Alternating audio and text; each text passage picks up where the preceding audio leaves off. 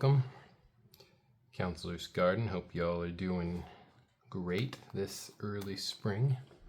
We're sitting at February 27th here in north central Washington, up in the hills. We're experiencing a melt.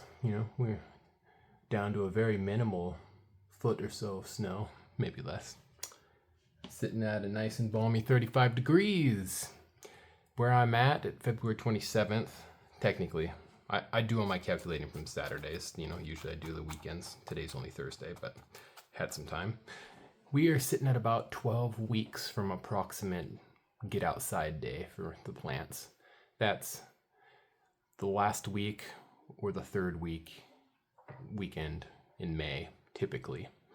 For warm plants, the last week or first weekend in June. Last weekend of May, first weekend of June. It's usually a safe bet. But today I'm looking at starting some things.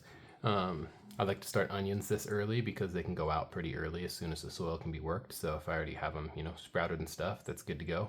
I'm also going to be trying out artichokes this year. This might even be too late to start artichokes. I've read that you want to have them outside for 20-something days or so while it's cold. So we'll see. It's a trial and error. Peppers, I like to start this early simply because they take a while to germinate. I have horrible luck with them. And if I do have horrible luck, I can dive in again at 10 weeks or 9 weeks and still have, a rough chance, if I mess up somehow. So I like to start peppers pretty early, and I might have to pot them up a little bit as they get bigger, but they tend, in my experience, especially where I'm growing, they need to have some indoor time quite a bit.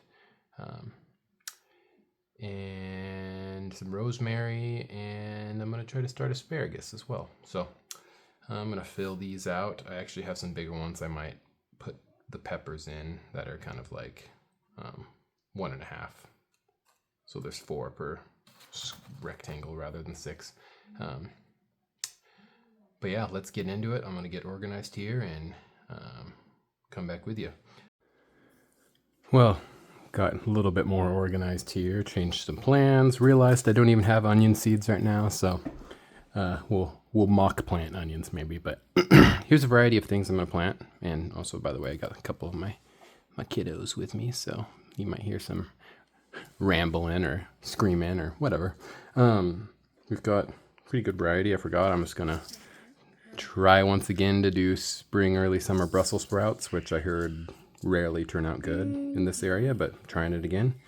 Got our celery and our artichoke, our Mary Washington asparagus, some pepper seeds that I saved, some bell peppers, early jalapenos, and bananas. Those all did amazing, and I did a little video on my seed saving. Each of these had 80 to 100% germination rate last year.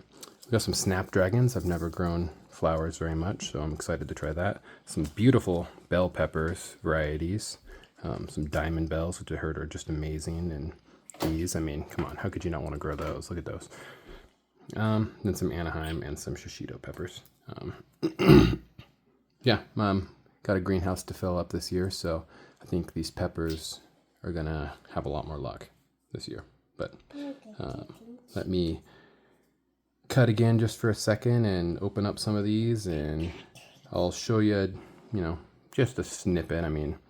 You plant one pepper, let's say you plant them all. I don't need to show you all that, but let me show you how I do it. All right, let's go in first with some peppers. Just pop this out here.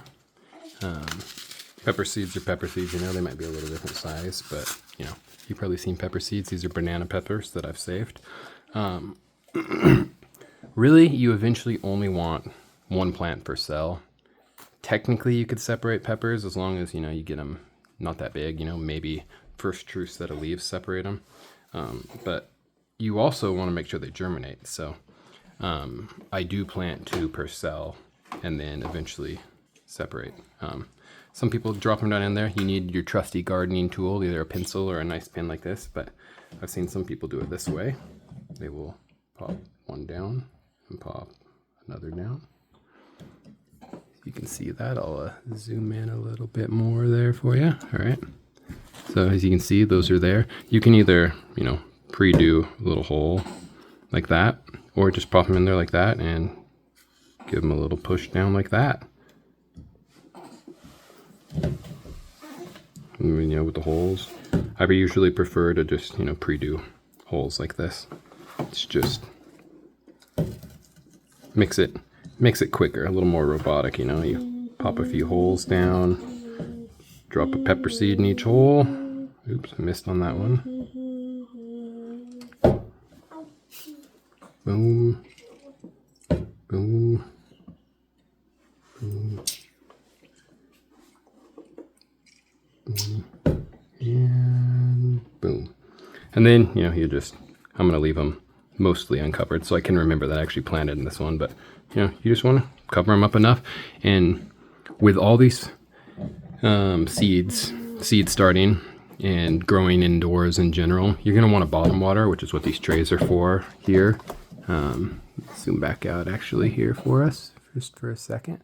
That's what these, you know, bottom trays are for. You fill them up with water about you know, that far or so up, and I leave them in there for, when they're in this small, it only takes, you know, 5-10 minutes for it to get fully moist. But with starting seeds, you don't want to water from the top. You definitely don't want to dump water on the top. If you have a mister, like, that's fine, you know, but if you just dump water on the top, no matter what your seed mix is, your water's gonna, you know, if you dump it too hard, it might bottle up and, you know, move your seeds around, and you just, you know, don't really want that. But so that's the peppers. Here we have next, actually I'll keep this over here so I remember which ones are in there. Asparagus. Never planted these before. I'm not a pro on these. I've been following some guides. I think, again, the same thing though. You want to not crowd. Here's what the seeds look like. You don't want to crowd out, obviously, but you also want to have enough seeds in there that you'll get some okay germination. And asparagus, I mean, you can separate asparagus all right. You know, you separate the crowns all the time. That's how a lot of people just plant. So we'll come back in here and kind of the same thing. I think I'm going to, you know, go for planting just a couple in so that I get at least one. And I'm going to want, you know, to start my asparagus bed. I mean, we're looking at a big time commitment here, a few years. So I'm going to want quite a few seeds, or I mean, quite a few plants. So I might even end up, you know, right here's 12, but I might end up doing more, who knows. So plant them in each seed, same way. Need a couple more here.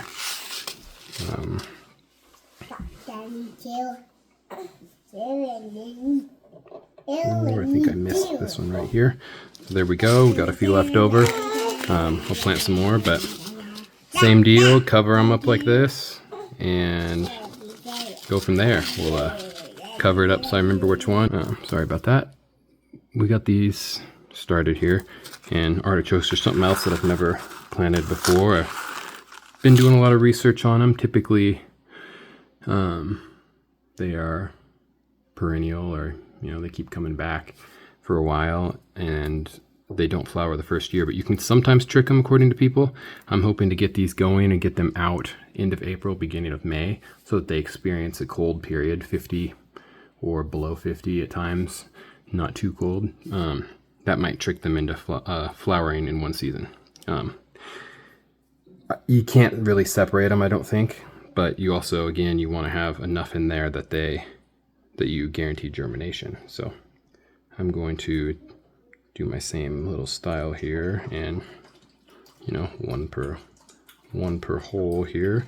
This also, you know, the benefit of doing it in this fashion instead of just a hole in the middle is, if you do have to thin, you know, if you get super lucky and have all of these germinate, they're coming up in different directions, so it's a lot easier to separate. All right, celery, never done this. Crazy thin seeds that I've heard, I mean, or crazy thin, crazy small seeds that I've heard don't like to be buried completely, and they're so small that you could like bury them on accident. I mean, I don't know, pin for reference. These are tiny. So what I'm going to do with the celery seeds is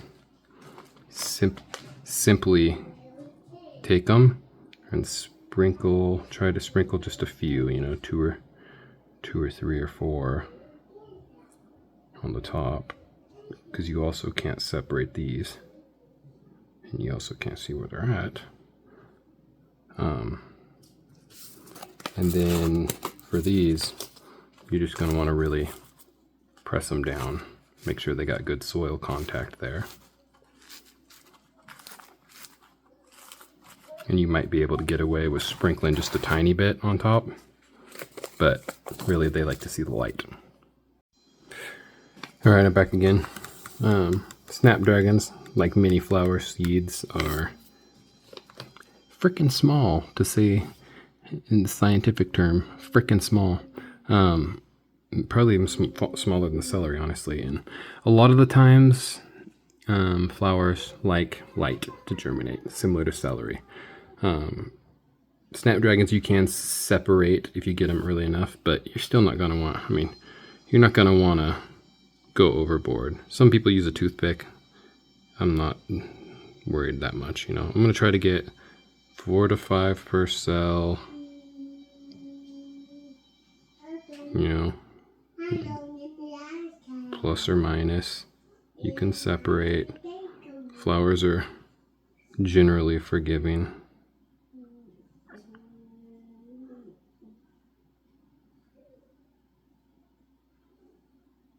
And one of those where I can't remember if I did this one. We'll do it again. Might end up with 20 snapdragons in this little cell. Okay. That's probably all I'm going to do with snapdragons, because if even, you know, a quarter of those germinate, that's, you know, going to be 10 snapdragons. And like I said, from what I've read and watched, you can pull the snapdragons out when they're small and pot them in something else, and they do perfectly fine. Lastly, we got Brussels sprouts. I might not, you know, fully do it. If you've ever planted brassicas, cabbage, anything, you know, they look like this. You put, like anything else, you put a couple in a cell, and then of course you can separate or thin them out. These are going to be similar to artichokes, where we want to have them grow a certain amount of time. You know, they take 120 days-ish, 85 to 110. They really want some cold. That really makes them happy and taste better. So if I grow these for 8 weeks inside, you know, how much is that? You know, about 60 days or so, I'd say. And then I get 4 weeks of cold, at least, similar to these. You know, that's about 90 days, and then another month or so in the moderate heat, I might be able to get some Brussels sprouts. So let me do my mock onion planting. I really don't know that I'm going to plant onions in these. I'd rather have like a open, you know, all this being one cell sort of thing. And I've tried in the deeper, you know, pots that are, you know, about what, like, you know, this deep or whatever. I'm gonna zoom back out here. I didn't like that, you know, planting them in the deep kind of transplant ones, because there's just too much dirt in it. Onions don't have deep roots really, and I was having to water from the top more than the bottom, because it wouldn't, you know, the roots wouldn't wick up it was just a pain. So I'm thinking I'm either going to get one of those and cut them, or, you know, like a to-go container, a plastic one that some places have, like Asian restaurants sometimes have round plastic ones, or delis or whatever. Those would almost be good, because those are only, you know, this deep or whatever and open. But, you know, what I would do with onions is, you know, pretend this dirt is the onions. I mean, you can go completely wild with onions. They separate very well. You know, I would spread it all over here, and then I would spread dirt over top of it. And if you get 10 onions in one of these, that's fine, you know. The benefit of the other ones, though, that I was talking about, the other containers, is in this, you would have to do something with it. You would have to almost pot up your onions, which is weird. People don't really do that, I don't think. So you want an open one where you can overseed it, but then they would have room to expand and grow and not be boxed in like these would be. So onions coming soon, maybe this weekend. I still have to get the seeds and everything, but I did forget rosemary. It's the same as anything else. You're gonna want just a couple seeds per cell, maybe 3. You don't have to worry so much about thinning rosemary. It'll clump together and grow together, kind of like most herbs will. And it's a very slow growing one too, but it can stay around. Anyway, let me get these all done and come back to you with a finished product here. So all of those trays and stuff, this is kind of what I ended up with. I always have a tendency of going overboard, so I tried to reel it back a little bit. They are receiving bottom water right now. When these get nice and dark, the peppers will go on a heat mat, maybe with a dome. The other stuff will just go on the shelf. I can show you the shelf real quick. It's pretty empty and messy, but let me flash over there real quick. All right, here I am, teleported. My garden shelf turned into a toy shelf, but they will go under here. They will go under here, sitting about this high. Got these nice and close. They'll be on a timer for 10, 12 hours, 14 hours or so. Usually 6 a.m. to 8 p.m. or so. And eventually, they'll go up here when they get taller. This bigger spot down here is usually for tomatoes and stuff. When they get really big, I'll use boxes and stuff to elevate when I need. But really, each of these can hold 4 long ways, coming out of those trays. So pretty good amount. Anyway, that's what we're going to be looking at. Hope you follow along with me this year, and hope that you're starting to grow too. Hopefully, if you're ahead of me, I hope it's going well, and stay tuned.